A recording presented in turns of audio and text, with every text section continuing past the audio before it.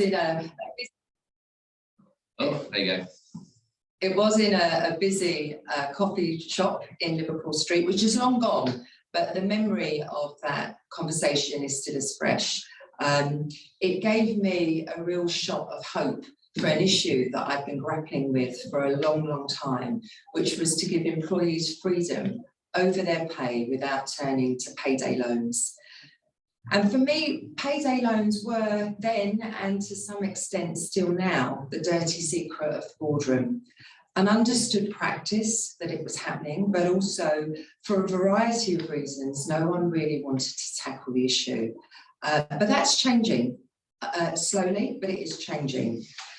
In terms of my background, I was very, very privileged to work for Tesco for 30 years, and 10 of those were in Tesco Bank.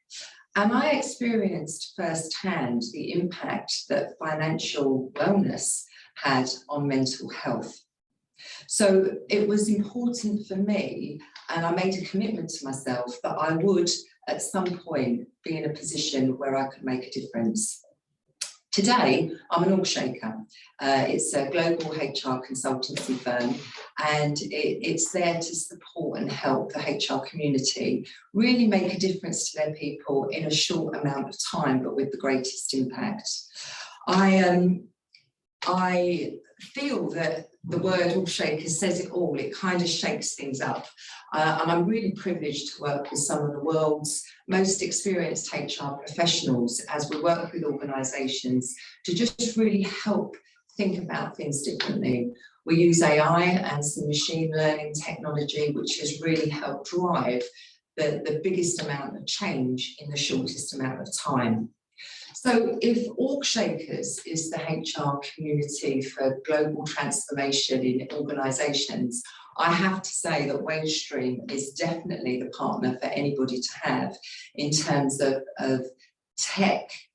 technology and support to help with HR issues. And I really was blown away by what Wagestream and Peter and Portman really had to offer. That dream I bought into, and I'm as passionate today as I was back then in 2019. Thanks, Peter. That's great to hear. And obviously, we've enjoyed our relationship with you as well. I think we certainly starting the company, didn't really understand the HR world and some of the challenges, pressures that people leaders have to face.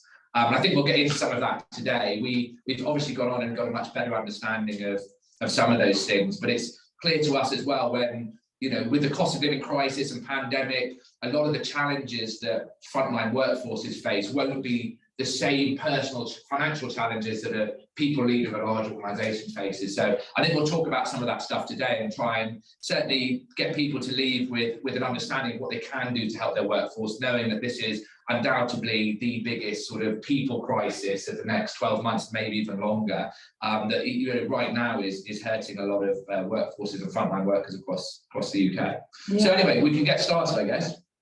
Yeah, and I think without any shadow of a doubt, it is changing. The landscape is changing, the world is changing, we're seeing that daily. And I'm asked a lot, what is top of mind for HR leaders right now? What's the mindset of a HR professional?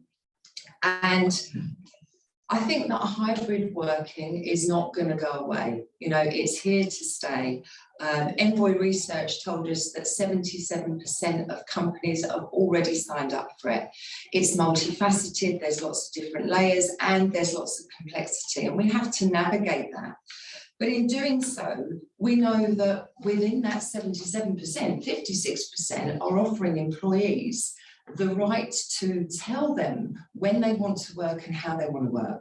Now, this is an absolute change to anything that we've ever experienced before. But what I'm also hearing from employees is that there's fear. There's a fear of return, even getting on buses and tubes and back into the hub and bub of people moving around. There's a lot of people, so there's fear of that. There's fear of integration. 2 weeks ago, I was talking to somebody who was hired in the pandemic and has already had 3 different managers. So, there's a fear of that integration. How do I mix with people that I've never met before? How do I mix with people whose lives might have changed while the pandemic and the crisis has gone on? Employers are talking about the fear of lost creativity, lost productivity, and there is a fear of skills, knowledge and experience going as well. So, you know, people feel vulnerable, and when they feel vulnerable, research is showing that the way in which they're treated becomes not just emotional, but it also becomes really symbolic. And Therese, do you think there's an even bigger fear, etc., with frontline workers that have to be present in their jobs, as opposed to white collar workers that have more? It seems to have more flexibility now, more hybrid options. Where if you have to be present as a nurse, as a waiter, as a chef, are those things even more pronounced? Even more emotional and pivotal. And I think what research is showing us is that how you treat people now when they're feeling vulnerable and in this state matters more than it's ever mattered before. And researchers have called this phenomenon creating loyalty beyond reason. You know, that if you can get people to know that they feel trusted, that they feel supported at a time when they feel most vulnerable, then actually what they'll give you is tenfold. Yeah. And there is a divide. You know, if you've got one area of an organisation being able to pick and choose when they come in, but another area of an organisation, maybe a call centre or contact centre, whatever it might be, having to show up at the same time and do their shift, then you are going to get this vulnerability becoming bigger and bigger and bigger. So yeah, I think you're absolutely right. And I think what we need to do, in my experience, is be really in tune with people's needs. We need to, as this says, reassure them, focus on mental health. And I think for anyone that's got a HR strategy, put financial health right top of that list. Re-onboarding, you know, there's excitement for some people, you know, absolute excitement about coming back, but there's fear from other people and anxiety. You want re-engagement. You know, we talked about HR being the custodian of values, being the people that are right in the spotlight. Refocus on your company's purpose. That sense of community. What is this business all about? Some companies have even changed offices, changed cities. You know, what's that sense of belonging? How do you re-engage and get that sense of excitement again? And recruitment, you know, so many people are sitting in jobs alongside other people that are now getting paid differently. Yeah. And it's not fair. Tell the truth. Be very honest about what you've got. You know, expenses. Some companies are now stepping in and saying, well, I'm going to help with support. I'm going to help you with bus fares. I'm going to help with train fares. But it's not consistent. Don't do one thing in one part of your business that you're not prepared to do in another. And have stay interviews. Find out what's on the minds and in the mindset of the people that you're working with, so that you get them to stay for as long as they feel happy to stay with you. No, definitely. And I think we find as well that a lot of companies do offer some great benefits. One of the challenges is people don't know about them. Certainly the distributed workforce, they won't be aware of them. So over-communicating probably the current benefits will help as well, right? Okay. Yeah, I definitely think this re-engagement and re-onboarding people and a reminder of what you're offering, I think is really important. And I think business leaders do need to be authentic. I think that trust equation needs to be in place. They need to be honest about what they can do and honest about what they can't do as well. No, definitely. I think we'll talk more about bringing these things to the fore and understanding people's financial health, because those conversations need to happen. Yeah. And we all know, being very British and stiff upper lip, we don't like to have conversations around money. But I think we're going to talk about some of those things today and see some of the strategies that can be deployed, because it's clear that companies that do have a visible financial well-being strategy are the ones that are really winning in terms of recruitment. They will win. And I think what we're seeing now is there isn't a day that doesn't go past with a HRD or a CEO or even an investor where financial health isn't top of the agenda. Yeah. And Peter, that's different. You know, we've had these conversations. That's different to how it was even 3 months ago. Yeah. But it's now forefront in people's mind. And I think, you know, we know the reasons why. We've got, you know, spiraling up to 10% inflation. You've got the war in the Ukraine. You've got sanctions in Russia.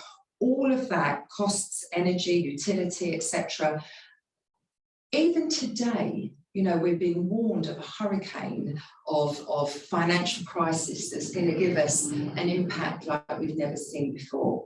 All of that drives fear in people. So I think it's really timely to think about having financial wellness right at the top of your... No, totally. I think it's the first time probably that we've experienced, and we talk to a lot of companies and a lot of employees, that literally everyone in a company is experiencing this financial pain. I mean, CEOs are filling up their cars going, is this thing broken? It's like, what's going on here? So, and of course, it's most keenly felt from the stress level for lower income workers, because the portion of their paycheck that has to go out for normal goods and services is proportionally higher. So yeah, we're seeing sort of that across the board. But I think there's never been a better time to think about financial wellbeing strategy, because it's very likely that the stakeholders within a business will be much more conscious of this is a problem. I mean, pre-pandemic, or people, there was different pay grades, people had different amounts, maybe they weren't, some of the problems weren't visible, but I think now they're visible to all. They are, and we can't pull the same levers. You can't just put pay up.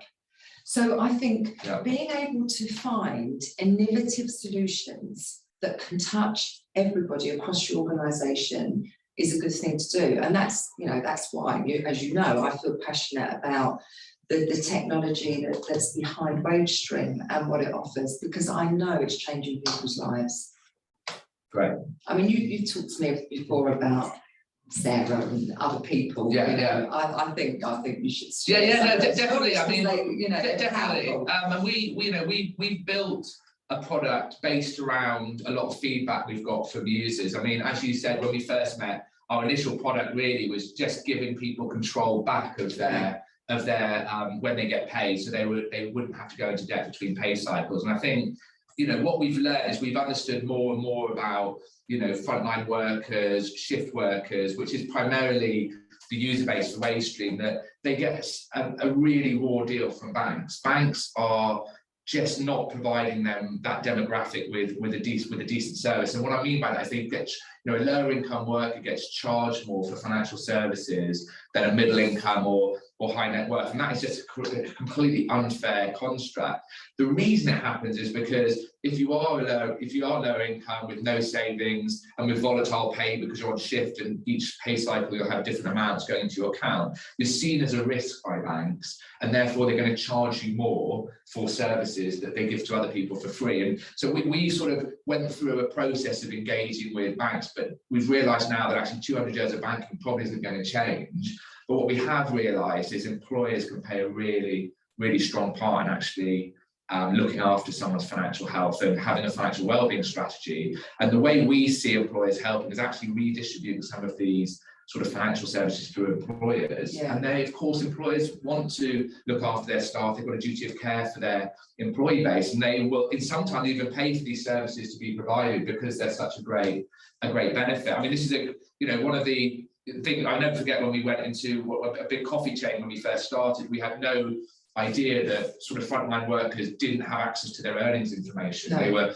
we went in, they were taking pictures of a staff through notice board where the manager had put up a laminated sheet of their rota, and that's how they understood what they were earning that pay cycle. Well, it wasn't hard for us to pull out that data from, when we go into a company, we link to their workforce management sort of ERP systems, so like Workday, Oracle. We can pull that out and put it in front of this palm of someone's hand. So now, for the first time, they're able to understand their earnings information, which is incredibly powerful, actually. I hadn't realised that was such an issue. But if you don't know how much you're earning, it's very hard to budget and understand what your spend should be. Whereas, a salaried worker generally has a good idea because they get paid the same amount every month. But of course, a shift worker generally doesn't have that understanding. Well, also, you don't have that control over your pay.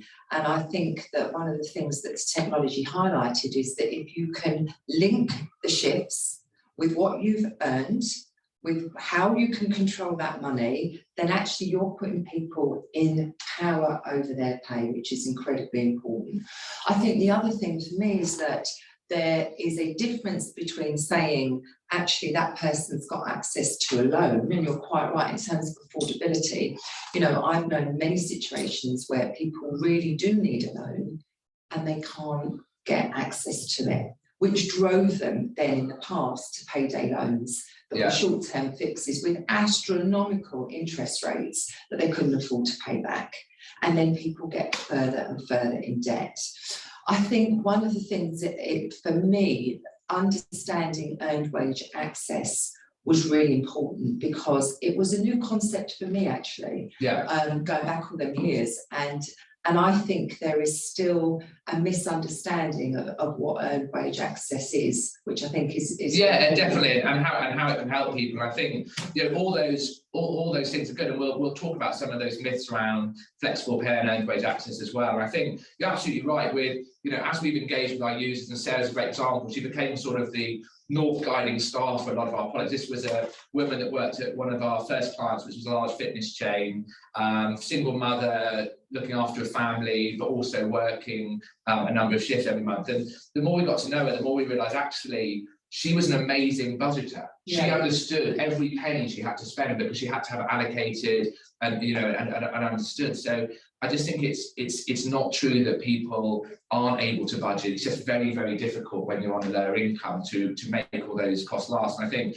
part of this track feature and the ability to get people to save for the first time as well have all been built around that understanding of how difficult it is to save as well. And we know in the UK, you know, 52, it's always a stat that it's incredible, is 52% of UK households do not have £250 in savings. And if you think about that for a minute, it means 52% of UK households that may have an unplanned expense or have some financial issue they've got to solve in their life.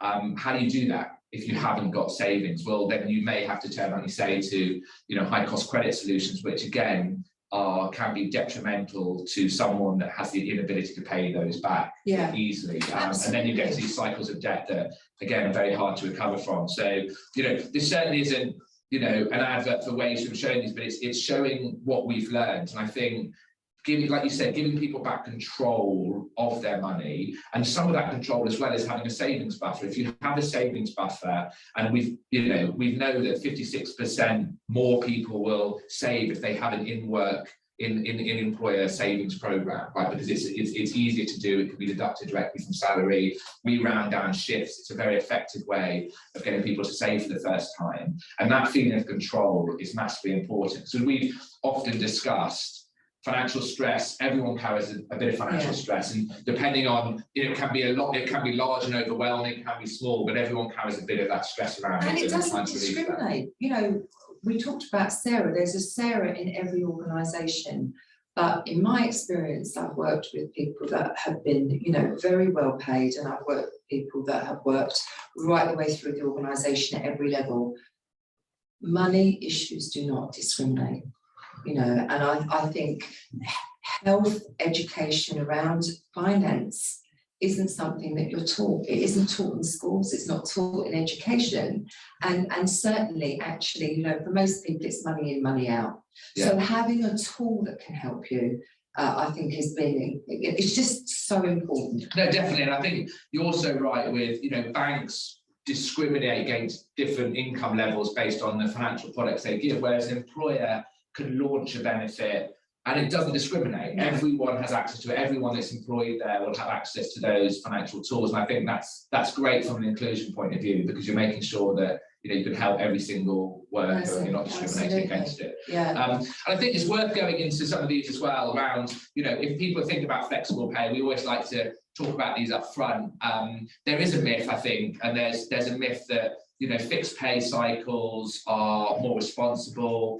There's probably perceptions that people with no savings or little money are bad with money. Yeah. We've certainly found that not to be true. And also, you know, if you're using flexible pay a lot, is that because you have bad money management? I mean, I guess, you know, we're a B Corp, we've got a social charter. I guess one of the biggest things for us is that, you know, we're founded with social impact charities, and actually they, from the beginning when we started, they loved the concept of flexible pay because they could see it as an absolute solution to give people back control over their finances, which would stop them falling into the hands of predatory lenders and stop them paying undue overdraft fees and credit card debts and things like that. So, and it's essentially their money. It's their money. You know, exactly. We are talking about access to the money that you have earned. Exactly. So it's not trying to find new money that they didn't have. It's about having a choice over the control of when you spend the money that you do have. Definitely. And I think that, for me, I think that there is an education for a lot of people around what does earned wage access really mean? Because when you understand it, you appreciate the benefit of it so much more than thinking about it as a loan from the employer. Yeah. And I think that's something that, you know, if for wherever you're listening from, it is worth just really understanding that concept, because it's different. Definitely, and I think, you know, we've got over 1 million employees now on Wagestream, and they, you know, people understand it's their hard-earned money, and they're much more responsible with their hard-earned money, much more cautious and careful about spending it than they would be with, you know, other forms of types of credit or things that almost consider free money. So it's interesting that the usage stats we get, I mean, people, you know, are using it to pay down debts. If they have those, they can take care of unplanned expenses. And you know, they can cover things that they wouldn't ordinarily be able to cover, and they don't go into debt. And I think giving people that control is really important. I think also it's hard for a lot of workers, if they are in financial trouble, to tell their employer about it, because they don't want that to be a conversation. They don't want to put themselves in a bad light, and giving people control back this way means they don't, that stigma doesn't exist. No, and I know there's a lot of HR people listening in today, and one of the things I would say is that we have, like never before, got a responsibility to bring financial wellness to the table, to bring it to the boardroom, and to have those conversations. One of the things that I understand is, and it was quite a shock to me, is that the research reported that 2% of employers thought that their people were thinking about finance. Yeah. And finance issues on a regular basis. The reality, and this is back in January, so it's risen, but the reality is it's 1 in 4 employees are thinking about money every single day. Now, for me, where do you begin? What, you know, where do you start having this financial topic front and foremost of mind? Well, we have to have a conversation around it, and let's call it the money chat, but we have to understand from employees how they're feeling. Now, we know that it's still a taboo topic. We know that it can cause embarrassment, and in some cases it can cause shame, but that doesn't mean that we shouldn't have it. But we do need to create an environment where people feel comfortable to have the conversation without judgment. We can't fix everything for every person, but we do need to appreciate and understand what's going on. One of the things I've learned is that the least comfortable a person feels in an organisation is to have a conversation with HR. Now, that for me was quite shocking, but of all the people they can talk to in their organisation about money, HR was the person that they felt least comfortable with. Now, they feel slightly more comfortable talking to a line manager, and they feel slightly more comfortable talking to a colleague. But that is something that we should just appreciate, because it's an important fact. And why do you think that is? Why do you think people have an issue? I think, again, it comes down to judgment. You know, if I have a conversation with HR, are they going to judge me for thinking that I can't manage my money, I'm not a good person, and then I can't do my job? So this whole vulnerability thing comes back. Yeah. Interestingly, they feel most comfortable having a conversation with either an external financial coach or a person who's got the financial mentor label within the organisation. So that for me is when we start to have these conversations, when we start to put in plans to say, we'll bring the conversation to the forefront, we're going to listen with curiosity, we're going to suspend judgment, we're going to truly understand and gain insight about what's going on. HR can be the facilitator, but I'm not sure HR should be the person that's listening, because the research is telling us that actually people are going to open up and be more truthful to a person that's independent. And again, I think, you know, for me, of all the elements, the 4 streams of what Wagestream offer, the money coach for me is very, very powerful. And I don't know if you want to talk about that, because that's evolved. No, that's definitely something that's evolved over time. I mean, I think it's true. Probably everyone on this call, anyone running a people function, will know that financial education is an important. It's an important construct that they need to put in, to have available to a workforce. I mean, but we we looked at the solutions on the market, and we actually in our own app had a huge amount of financial literature available. The truth of the matter was no one really engaged with it, and we obviously did a lot of research to understand why, but no one's going to get home after a hard day's work and read the budgeting brochure their company sent them.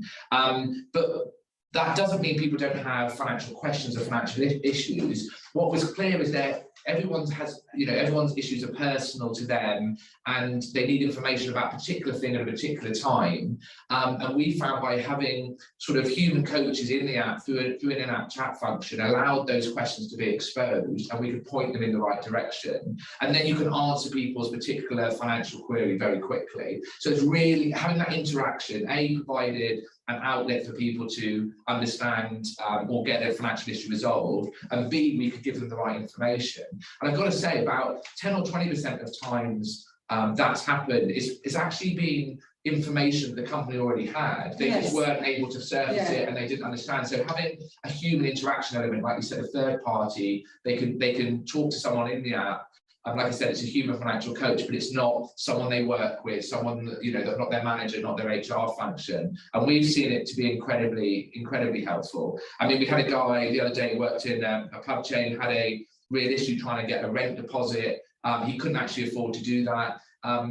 It surfaced through the coach function, and we went to their employees. Actually, they had a solution for him he didn't know about, that they helped people that were trying to get into housing, and we solved that for him in a great way. And the employer was really happy. He was really happy. Now, is he going to stick with that employer for a while? He's going to be happy with that. I mean, it's just a great thing. So I think we've found that static financial educational material, it's very hard to get people to engage with, whereas having conversations with people, you surface their particular problem, and more often than not, you can help them, you can really help. Yeah, and I think your point is really well made around the fact that there was lots of information, but people didn't necessarily go to it. I see the same in organisations. Many HR directors will say, actually, we've got quite a lot of financial information for people to access. You only ever access it when you really need it, and when you know where to look.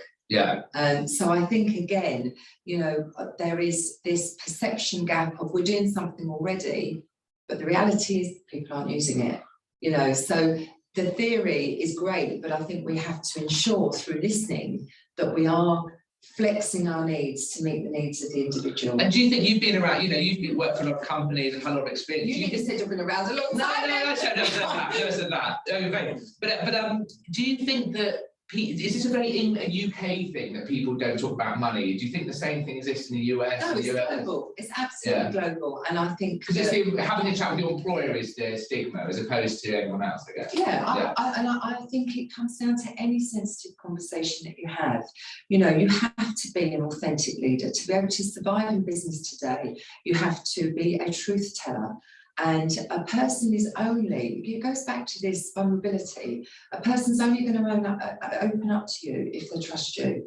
And I think, when I talk to leaders about how they can just hone in on the skills when it comes to sensitive conversations, they need to have curiosity. They need to ask, but ask without judgment. They need to listen. They need to respond. They need to gain the insight. Because what a person might say in their first answer might not always be the right answer. You need to dig a bit deeper. What's really going on?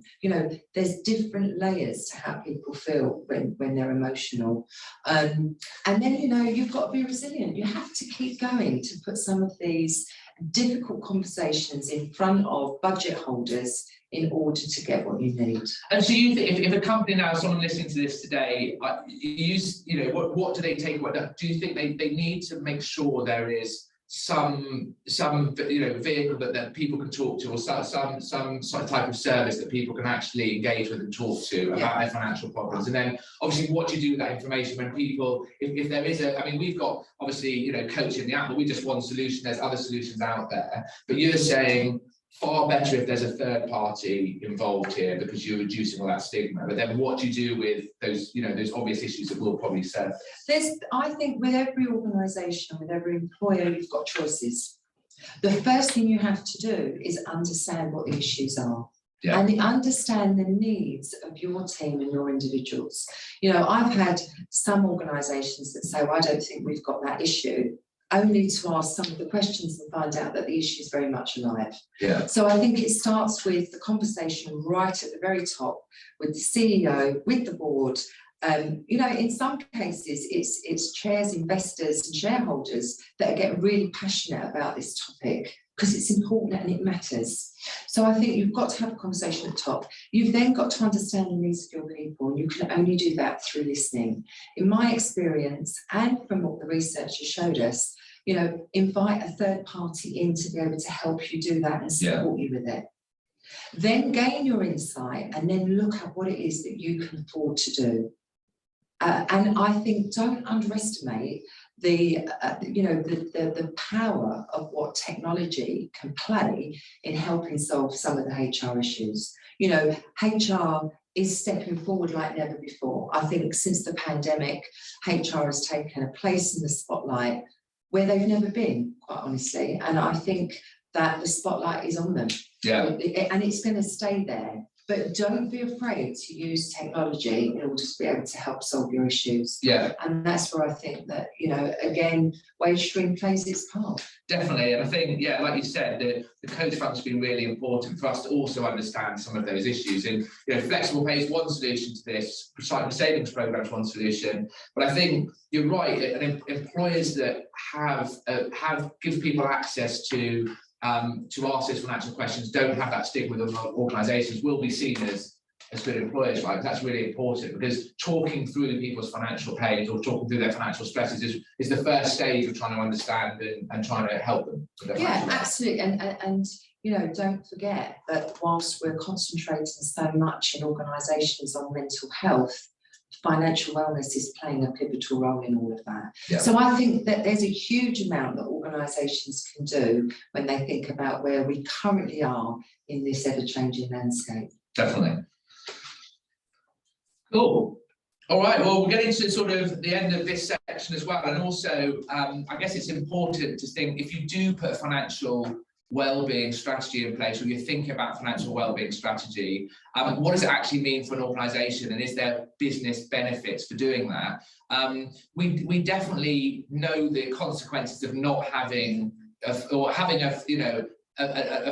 workforce that isn't financially resilient. You're going to get a lot of distractions at work with financial stress. Clearly now, with inflation growing much faster than wage inflation, you know, the amount of people within your organisations that are feeling financial pressure, financial stress is growing. That's going to cause a lot of distractions.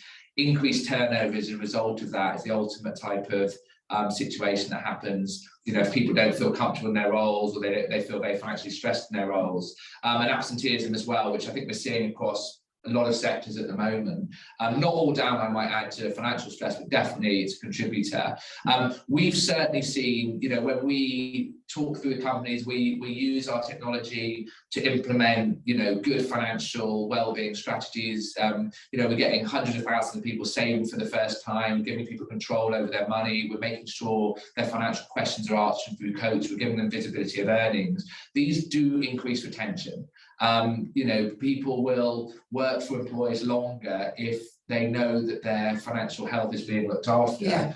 We know the realities of life, that it's hard. I mean, the obvious solution to improve someone's financial health is pay them more. That's extremely difficult in low margin businesses, certainly in hospitality, retail, healthcare, where that isn't an option. And I know a lot of employers that we've talked to have put wages up, and they have increased wages, but still it's a real challenge. But, you know, a good financial wellbeing strategy should have measurable metrics that you're able to measure as HR leaders. The first one being retention. Secondly, you know, faster to hire. I think you've seen this, haven't you, Therese? We've got about 14,000, you know, companies or job ads now on Indeed mentioning wage through flexible pay. These things are important as candidates now have, certainly a lot of sectors have a lot of choice about jobs. There's a lot of available roles. So, you know, where are they going to choose? Well, someone with good financial wellbeing policy was probably going to be helpful. Absolutely. And you know, the other thing it's going to do, and I think this is the role for HR, and I probably would say this is an all shaker, but shake things up a bit.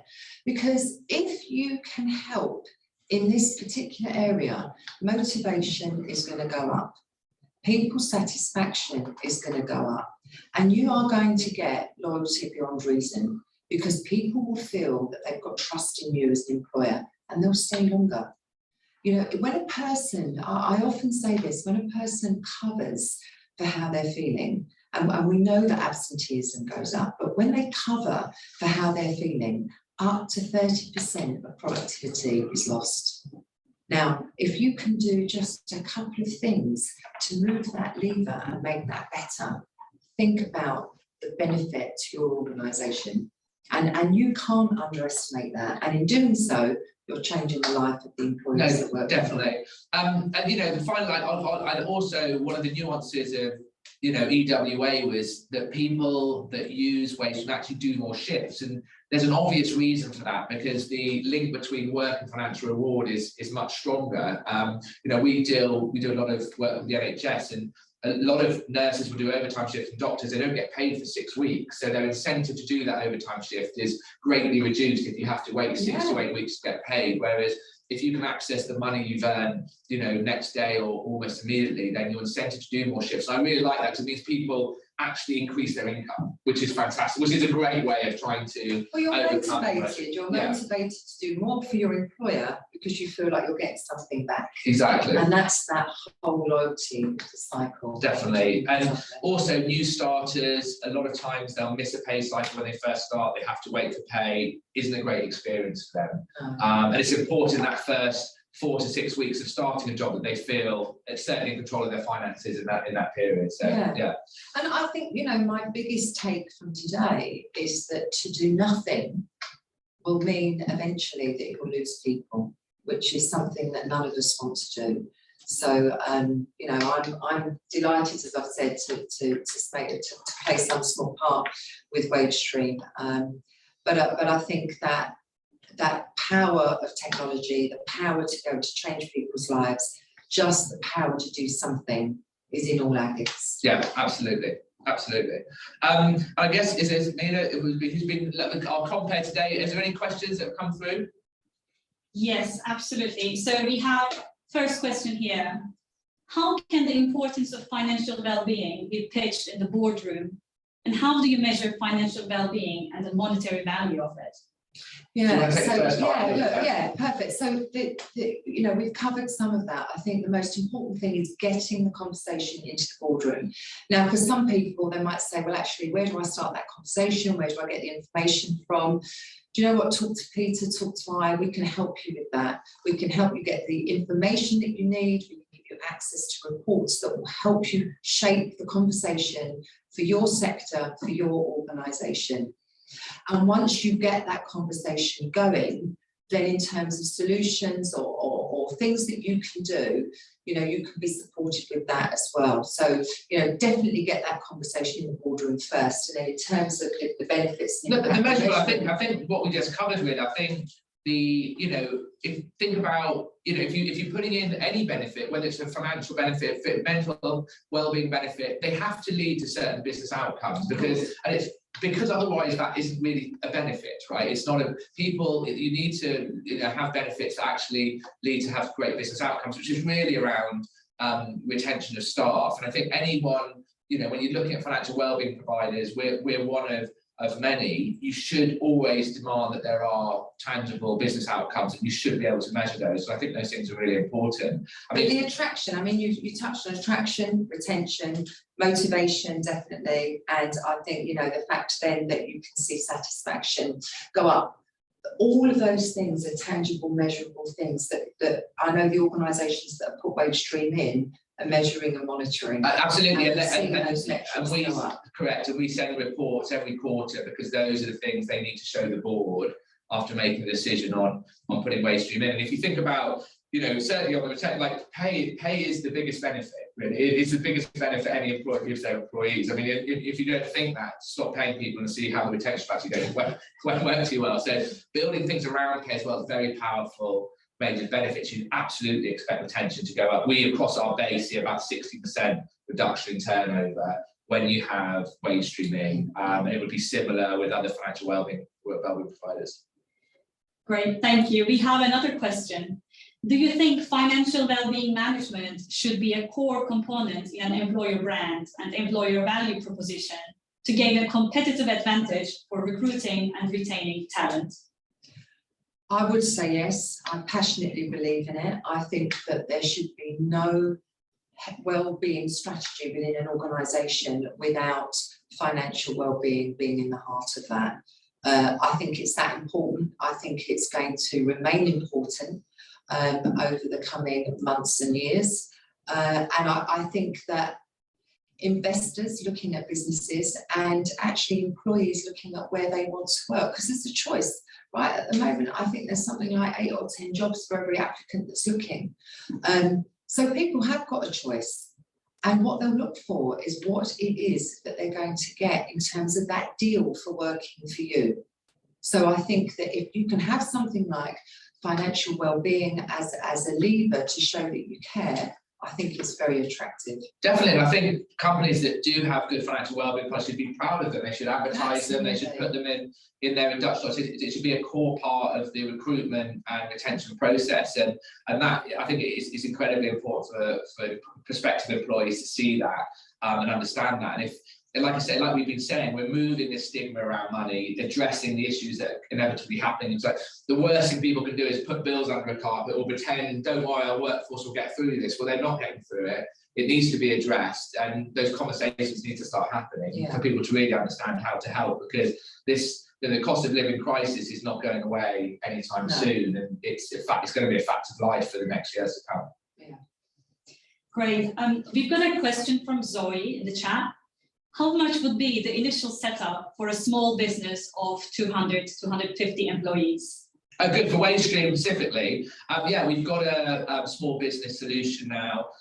You can go onto our online portal and have a look at that. I believe the cost per user is about £2.50 per month per user for that service. But it all depends on how many employees you've got, because the more employees you've got, the more that cost reduced. But you can go onto our online portal and look at that. And yeah, we're trying to help as many small businesses as possible. We're getting about anywhere between 20 to 30 small businesses sign up a day now for Wagestream. So it's definitely a tool now that can be used across, large enterprise all the way down to small business. Brilliant. Another question for Therese. Do your suggestions apply to all sectors and all levels of the organization? They absolutely do. I mean, I said that financial resilience and financial crisis hits every person, no matter who you are and at what level you work. And I think very often we can think that it's only one group of people that are affected. In my experience, right the way through an organisation, there are different levels of financial stress. And you only find that out when you have the conversation. So I absolutely do think it applies to everyone.